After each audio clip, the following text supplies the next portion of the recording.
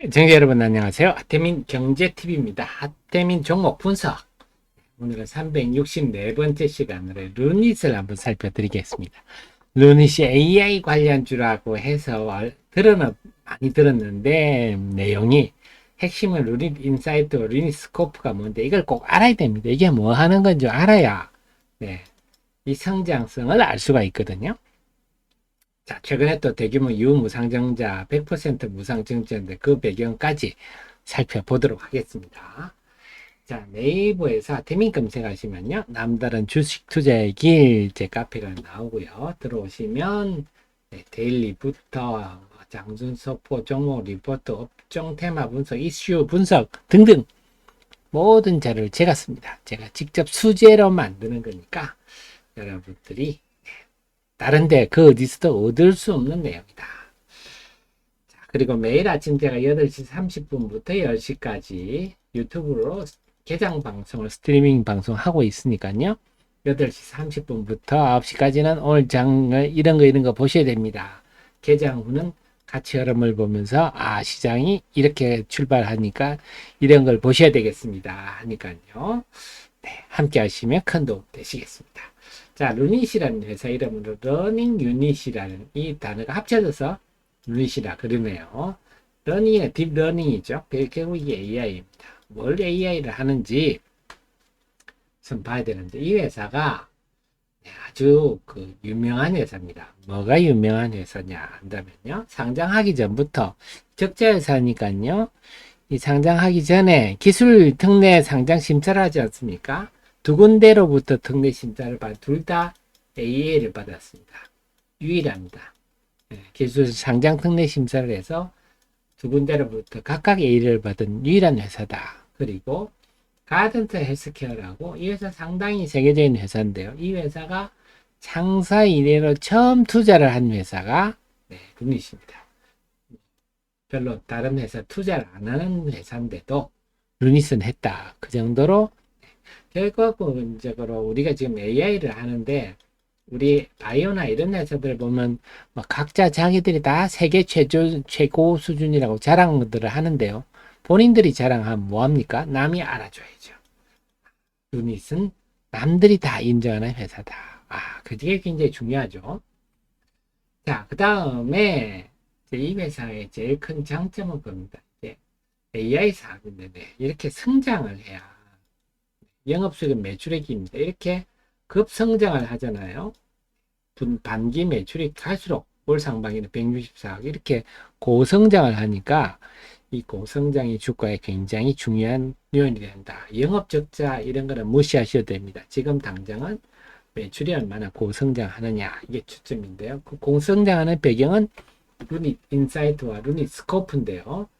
자, 루닛 인사이트가 뭔지 한번 볼까요? 한마디로 그냥 눈입니다. 눈, 의사의 눈. 그래서 CXR은 폐암, 우리 엑스레이를 많이 찍잖아요. 흉부 엑스레이를 찍으면 이제 경험 많은 의사가 뭡니까? 많은 엑스레이와 많은 환자를 만나봐서 잘 맞추는 거죠. 그게 명의 아닙니까? 마찬가지로 이 루닛 인사이트가 이런 엑스레이를 막 많이 학습을 합니다. 그래서 그 명의 같은 눈을 갖게 되는 거죠. 그게 그래서 폐암을 조기 진단할 수 있는. 그래서 이번에 그 세계 폐암학회가 지금 9월 9일부터 열리지 않습니까? 세계 폐암학회가 9월 9일부터 12일까지 열리는데 여기서 폐암을 조기 발견하는 게 중요하다. 이게 지금 이슈가 되고 있습니다. 그렇다면 루닛 인사이트 CXR 요거는 의사의 폐암을 진단한 의사의 눈이구나 이렇게 보시면 되겠고요. 그 다음에 이게 일본의 영상의학회인데요. 수정하겠습니다. 여기에서 일본이 이런 AI를 도입하고 하는 것을 굉장히 권장하면서 한 장당 얼마씩 여기는 한 장당 400엔이네요. 400엔이면 지금 환율로 치면 한 3,600원 되겠죠? 한 장당 3,600원씩 지원을 해줍니다.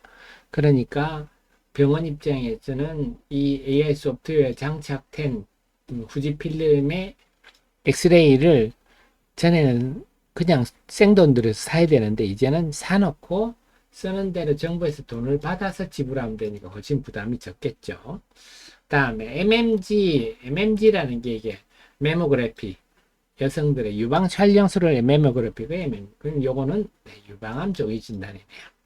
그래서 유방암 사진을 찍고 유럽 같은 게 유방암이 유선 조직이 굉장히 촘촘하기 때문에 의사들이 제일 판별하기 힘든 게 유방암이다 이런 얘기입니다. 그래서 유럽에서는 반드시 네, 전문의 2인이 꼭 판독을 해라 이렇게 하고 있거든요.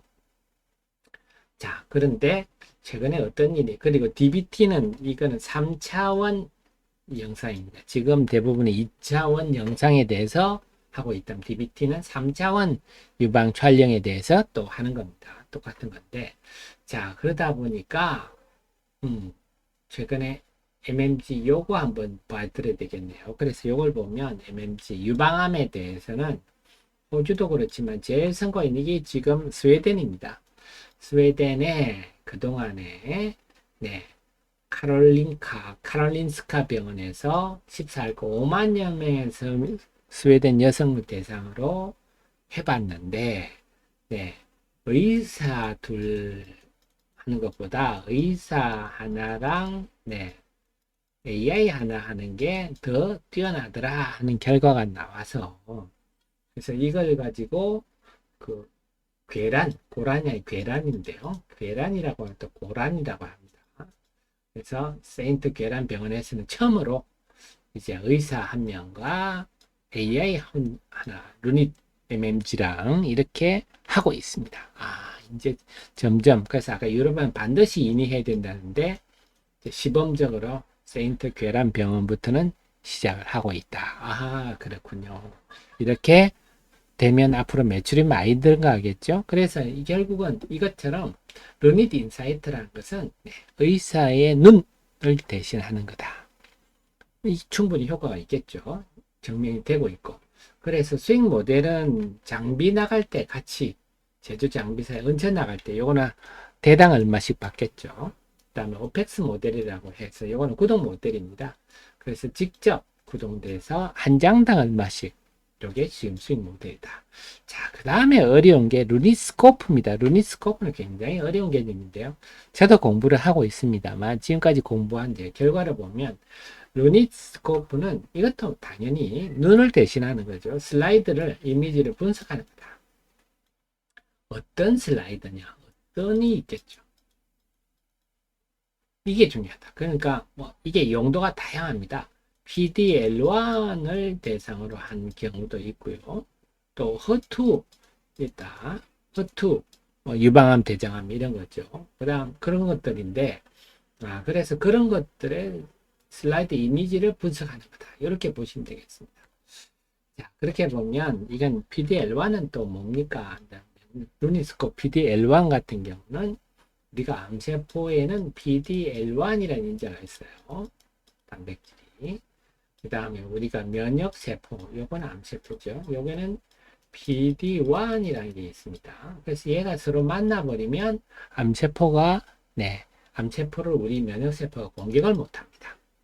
그래서 얘들을 못 만나도록 얘를 억제하는 약, PD1 억제, 이런 것들이 면역 항암제예요. 그래서 PDL1이 있으면 면역 항암제가, 만약에 PDL1이 없다 그럼 여기 PDL 면역 항암제를 써봐야 아무 효과가 없지 않겠습니까? 그래서 여기 나온 게 PDL1을 이렇게 검출해서 그래서 하는 거다. 이렇게 보시면 돼요. 그럼 허투는 뭡니까? 이것도 맞죠. 허투는 여성 유방암이라든지 대장암 이런 것들 많은데요.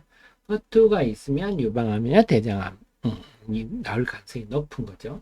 그래서 요거는 루니스코프 허투의 염색 강도를 이렇게 분류를 해가지고 그 다음에 루니스코프 밑에 설명을 드리면 IO라는 거는 이 안에 암세포 안에 이렇게 면역 세포들이 어떻게 들고 어떻게 분포되어 있나 이런 걸 또 알아보는 게 루니스코프 IO입니다. 그래서 우선 루니스코프 허투가 있는 암세포를 이렇게 분류를 하고 루니스코프 IO가 그 속에 있는 그 면역 세포들이 어떠냐 이런 걸 조사하는 이런 시스템이거든요.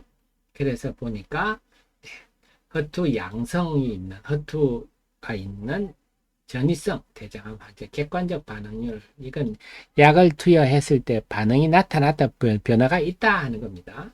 루니스코프를 적용하니까 더 낫더라. 그래서 이렇게 분류를 해서 착착하니까 될 만한 것만 하니까 더 효과가 있더라, 이런 겁니다. 기존의 허투는 염색 방법, 그다음 양성 발현도 이런 걸 보고 여기에 맞춰서 약을 투여를 했는데 하니까 객관적 반응률이 26.7%밖에 안 됐는데 루니스코프처럼 염색 강도를 이렇게 조사 분류를 하고 그에 맞춰서 그 다음에 면역 세포가 어떻게 되어 있는지 이걸 판단해 가지고 이걸 바탕으로 투약을 하니까 훨씬 반응률이 높더라. 아, 그렇군요. 그럼 루니스코프 TLS는 뭡니까? 폐암학회에서 9월 9일부터 12일 하는데요. 이거는 뭐냐? TLS가 있으면 네, 면역 항암제, 키트루다 이런 것들이죠. 치료 효과가 좀 좋다. 이런 게 나왔어요. 그래서 야, TLS가 그래? 그럼 TLS를 한번 얘가 어떤 역할을 하는지 평가를 해보자 했습니다. 그래서 TLS를 마찬가지로 TLS를 세분화해서 조사를 해가지고 IO를 통해서 여기에 또 면역 세포가 어떤 분포가 있는지 이런 걸 조사를 해서 상관관계를 했더니 네, AI가 검출한 TLS 환자군에서 생존율이 유의미하게 길더라. 이런 것들이 나와서 TLS를 루니스코프 TLS를 쓰니까 상당히 네, 또 효과가 있더라. 이런 개념이 루니스코프군요. 네, 이렇게 이해를 하시면 될 것 같아요. 그래서 루니스코프 아이오는 네, 우리가 종양 미세 환경이라고도 얘기를 하는데요. 그래서 이 암세포 안에 면역세포가 들어있으면 효과가 상당히 좋을 거고, 암세포가 자기 방어막이 있어요. 여기 이걸 뚫지 못하고 바깥에 또 면역세포가 T세포 같은 게 있을 수도 있고, 암세포 근처에 아예 이런 T세포나 면역세포가 없을 수도 있어요. 그러니까 이 아이오는 네, 이 안에 면역세포가 안에 들어가 있든지 아니면 요겁니다. 근방에 있는 요런 데다가 약을 쓰세요. 면역 항암제를 쓰세요.